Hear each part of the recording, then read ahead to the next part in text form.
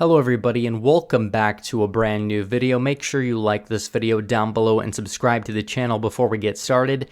And today I'm going to be talking about the suburbs and how will they exactly impact the 2020 election. But first I have to tell you guys about my friends over at My Patriot Supply. Friends, we're fast approaching what many to believe the true second wave of COVID-19. This may be even worse than the first. On top of that, our nation's political uncertainty and civil unrest will impact every area of your life. Are you ready? Another round of quarantines and shortages may be on the way, and those who know what's coming are using today to prepare for the worst. That's why I strongly recommend My Patriot Supply, the only source I personally use and trust for my emergency food preparedness plan, and you can too. Right now, save $100 off a full 4-week supply of nutritious meals that supply 2,000 calories a day to save your life when panic or disaster hits and food disappears again from your local grocery store. Saving $100 is impossible to pass up, especially now. So go to preparewithredeagle.com and get ready now. There is no time to lose. Do it now. That's preparewithredeagle.com. And it's important today that we talk about the suburbs, we talk about the 2020 election, because there's been a lot of talk, and they say, oh, Trump is going to lose massive ground in the suburbs, and that is going to push Biden to victory. Now, I did want to talk about a couple of things, but it's important to note that this election is not a change election. 2016 was more of a change election, not exactly like 2008 was, which changed the map entirely and kind of set us on the path that we're currently on. But in regards to the suburbs, will we really see that big of a shift? I mean, Trump probably will lose some ground in the suburbs. It also depends on the kind of suburb. And I'm going to get to this right now, looking at the 2016 map, because there's all this talk about how Trump is poison for the suburbs. And certain suburbs, and we're going to look at this right now, were poisonous for Trump. If you want to look at, for example, look at Georgia. In the state of Georgia, and look at the change from 2012. You can see right here up in the Atlanta area, all this blue, a lot of blue shift in a lot of the suburbs in Atlanta, even in North Carolina. And you can see in many instances in the Raleigh-Durham area, a lot more movement into the Democrat column. Northern Virginia was huge. A lot of these counties shifted left big time. 15 points in some instances. So a lot of areas did trend blue. A lot of areas did trend Democrat. Significantly, Texas is another example. A lot of movement around the Dallas area. And you saw this throughout many other areas of the country, particularly in the Chicago area. The collar counties surrounding Cook County shifted to the left dramatically. That is very true. But was this true throughout the entire country? Not necessarily. Look at Detroit, Wayne County. Wayne County shifted to the right significantly, actually, in 2016. It wasn't just Wayne County. The two suburban counties around Detroit, Macomb County. Macomb County shifted dramatically to the right. And the reason being, and it was like this in more areas I'm going to get to in a minute, but the educational difference in the type of suburb really will indicate how the suburb is shifting. And you can see this in Macomb County, Michigan.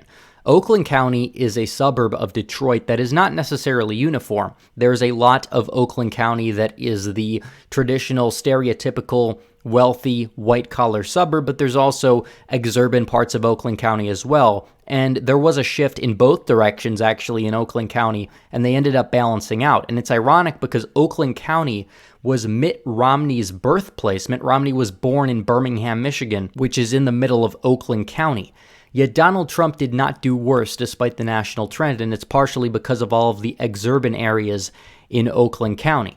So you can see this. There's two types of suburbs. There are the middle American suburbs like Macomb County, and these have a much different demography when it comes to education and things like that. And then there's the suburbs like Oakland County, even though Oakland's not the best example because Oakland has a little bit of both. But for example, you could say the suburban DC suburb that surrounds Washington, D.C. For example, you can see a lot of suburbs of Pittsburgh move dramatically to the right. A lot of suburbs of Cincinnati did the same as well as places like Cleveland. All of the counties around Cleveland, Ohio moved dramatically into the Republican column, partially because they're more blue-collar of suburbs than you saw in places like Philadelphia. But even in Philadelphia, Bucks County moved a little bit to the right because Bucks County is a little bit different demographically than a place like Chester County or Montgomery County, for example. And it's interesting to look at this because Staten Island actually moved significantly to the right in 2016. You could chalk a little bit of that up to being because 2012 had Hurricane Sandy, and the results were a little skewed because of it. But at the same time, even compared to 2008, there was a big shift in Donald Trump's column. Part of that, I believe, is because Trump kind of represents Middle America and New York City at the same time, and he was a fairly good fit for Staten Island, which is what a lot of people refer to as the forgotten borough. Now, there's going to be a lot of questions surrounding the Milwaukee suburbs. Why did Milwaukee move left? Because people are saying the WOW counties are one of the few suburbs in the country that are actually expected to trend right this cycle, and they did in 2018. And part of that reasoning is because a lot of this was due to the Never Trumpers. A lot of this was due to the fact that suburban Milwaukee has a lot of voters that are kind of the stereotypical neocon Republicans that just go along with the establishment, your Daily Wire types. And a lot of those voters have warmed up to Trump since the start of his presidency. A lot more people in WOW are more energized to come out and vote for Trump. And you can look at this. Trump did 20,000 votes worse in WOW County, and it wasn't because of a massive increase in support for Hillary Clinton. She only outdid Obama by roughly 500 votes. It was because there was a massive drop-off in traditionally Republican support. If that vote comes out for Donald Trump, he's probably going to win the state of Wisconsin, and a lot of the vote-by-mail data that we've seen actually backs that up, which is a very good thing for Trump. But again, it really kind of comes down to there being two kinds of suburbs. Now we could talk about what policies is Trump going to need to trumpet to make an outreach to the suburbs, preferably the suburbs in Middle America. He will need to do well enough in places like suburban Atlanta and suburban Charlotte and places in Florida, as well as Maricopa County, in order to win the election. But in order to win the three states that really mattered last time, Pennsylvania, Michigan, and Wisconsin, it's going to require a little bit of a different messaging. So what he has to do is combine the two. He has to keep touting the economic populism when he is in the Midwest for sure.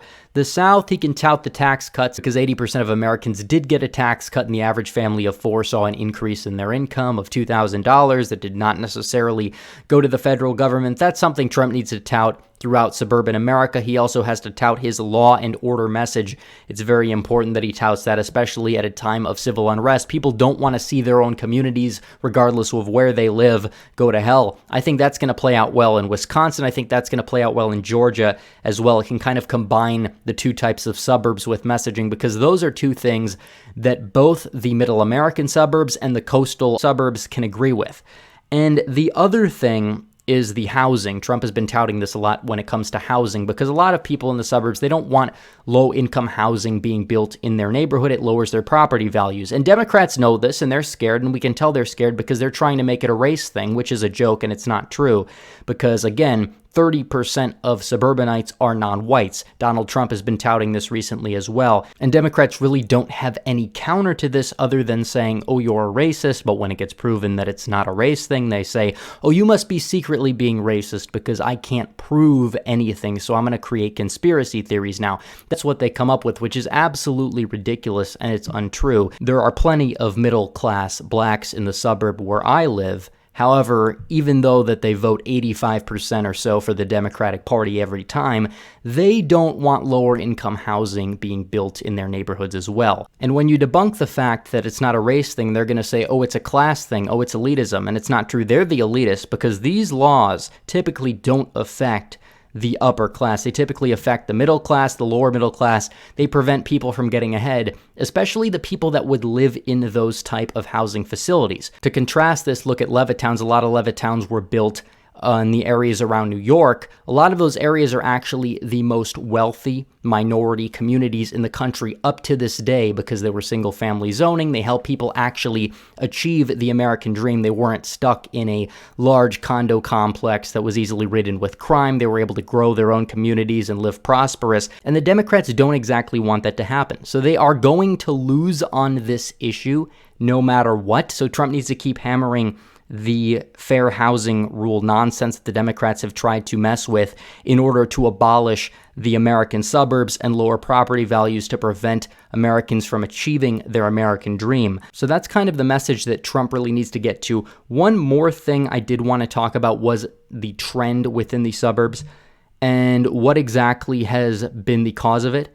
And people like to cite Trump's tone, but that's just one part of it. There's many other factors in the suburbs that are causing them to move left besides Trump's tone. Divorce is one of them, a lot more single women, which means a lot more Democrats. Immigration is another one. You have a lot more immigrants coming over, particularly H-1B visas from places like India. They come to America. A lot of these people vote Democrat. And that's kind of what's changing a lot of the suburbs. But again, not all suburbs are necessarily created equal. For example, contrast Fairfax County, Virginia with Macomb County, Michigan. And as a whole, suburbs in 2018 still voted 49-49. It was roughly a tie. If Donald Trump wins the suburbs, this time he wins the suburban vote, he probably wins the election, especially because I think that the rural vote will be much increased over 2018. Remember, it was massive for Trump in 2016.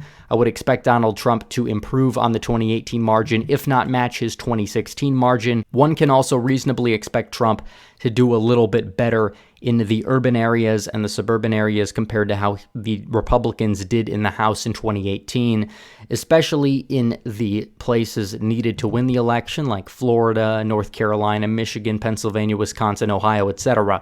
So I think Donald Trump is in fairly good shape in the suburbs. I don't think he's going to lose massive ground. I think depending on the suburb, he will lose a little bit of ground, but is it going to be enough to hand the election alone to Joe Biden? Not necessarily. If he gets his rural turnout up high, just like it was in 2016, he will be in fairly good shape to win at least one, if not two, states in the so-called blue wall that he cracked in 2016.